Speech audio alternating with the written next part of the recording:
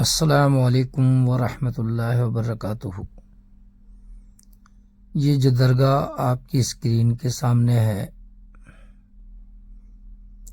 یہ حضور سید کمال شاہ رحمۃ اللہ علیہ کی درگاہ ہے، جو دھامپور سے نگینہ روڈ پر پرینی ایک جگہ ہے۔ اس جگہ پر یہ مزار مقدس اللہ کے ایک ولی،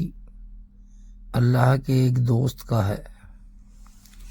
اللہ رب العالمین جسے بھی ولایت سے سرفراز فرماتا ہے اور اپنا دوست بناتا ہے، تو اللہ رب العزت اسے جنگل کے اندر بھی اگر وہ آرام فرما ہے تو اسے اتنا روشن فرماتا ہے کہ مخلوق خدا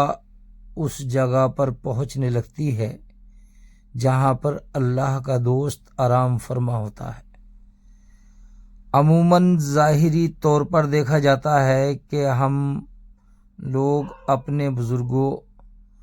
اور اپنے رشتہ داروں کی قبر پر نہیں جا پاتے، لیکن جب کسی ولی کامل کا ہمیں پتہ چلتا ہے، کسی اولیاء اللہ کا پتہ چلتا ہے، تو ہم اس کے دربار میں حاضری دینے کے لیے پہنچ جاتے ہیں۔ اس کی سب سے بڑی وجہ یہ ہے کہ اللہ والے جہاں پر ہوتے ہیں تو وہاں پر اللہ کی رحمتوں کا نزول ہوتا ہے، اور اللہ والوں کی وہ برکتیں، وہ رحمتیں جو وہاں برس رہی ہیں، فضل الہی جو وہاں پر ہے، اس کی طرف انسان کی روح کھنچتی ہے، اور وہ اللہ والوں کی بارگاہ میں حاضر ہونے کے لیے دور دراز جنگلوں میں، بنوں میں، پہاڑوں میں، کسی بھی جگہ کسی اللہ والے کا پتہ چل جائے تو اللہ والوں کی بارگاہ میں حاضر ہونے کے لیے چلا جاتا ہے۔ چونکہ اولیاء اللہ کا مقام اللہ رب العزت نے بلند اور بالا فرمایا ہے۔ یہ اولیاء اللہ، ان کے دربار مخلوق خدا کے لیے عام طریقے سے ہر لمحہ، دن ہو یا رات، گرمی ہو یا برسات، جاڑے ہوں، کوئی سا بھی موسم ہو، ہر وقت اللہ کی مخلوق کے لیے کھلے رہتے ہیں۔ ان درباروں کی خاصیت یہ ہے کہ یہاں پر جو بھی آتا ہے وہ بامراد لوٹتا ہے۔ اللہ رب العالمین کے بہترین فیصلے اولیاء اللہ کے دربار کے وسیلے سے ہمیں میسر ہو جاتے ہیں۔ جیسے کہ دیکھا جاتا ہے کہ کسی کے اولاد نہیں ہو رہی تو وہ کسی بھی اللہ والے کی بارگاہ میں چلا جاتا ہے اور اللہ رب العزت اسے اولاد عطا فرما دیتا ہے، چونکہ وہ اللہ کے قرب رکھنے والے، اللہ کی راہ میں اپنی زندگیوں کو لگا دینے والے اس کے دوستوں کے مزارات ہوتے ہیں۔ اللہ رب العالمین اولیاء اللہ کو بے خوف رکھتا ہے، نہ انہیں کوئی ڈر ہوتا ہے، نہ کوئی خوف ہوتا ہے، چونکہ ان کے دل میں اگر کوئی خوف ہے تو وہ اللہ کا خوف ہے، کوئی بات ہے تو اللہ کی بات ہے۔ جو آپ صلی اللہ علیہ وسلم کے طریقے پر چل کر آپ صلی اللہ علیہ وسلم کی شریعت و سنت کی پابندگی کرتے ہوئے،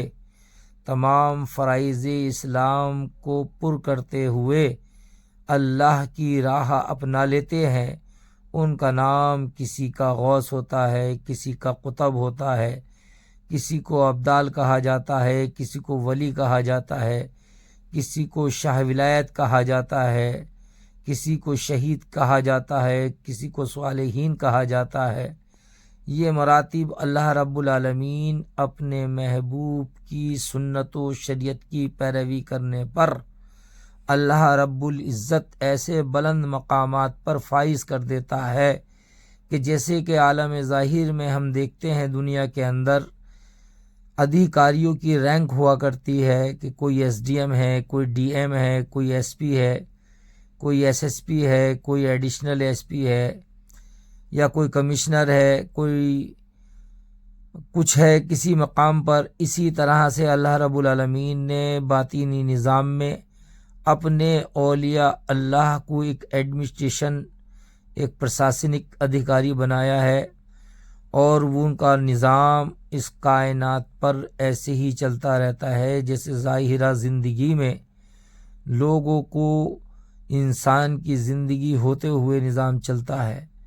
اور ان کے اختیارات اللہ والوں کے اختیارات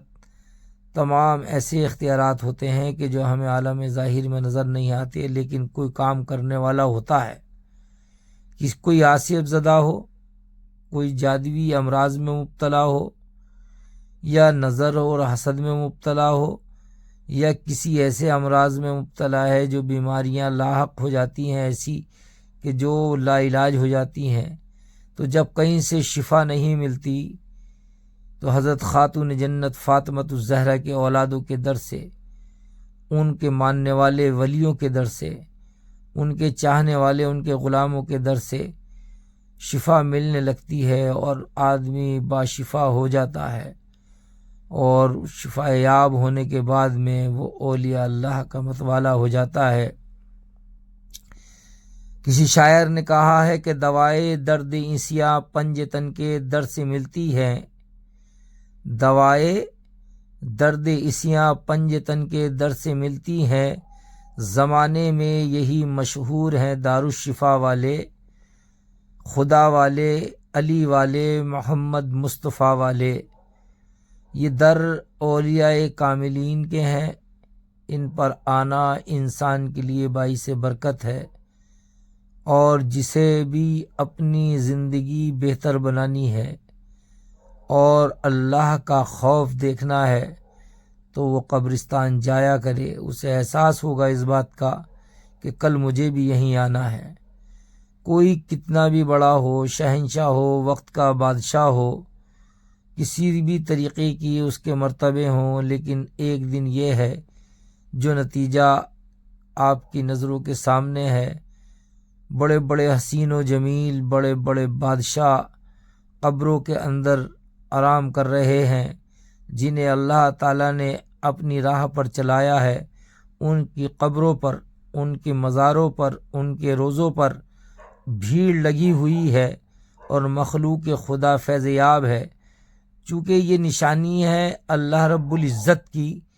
کہ جس پر عذاب ہے وہاں کوئی نہیں، اور جہاں پر رحمت ہے وہاں بھیڑ ہے۔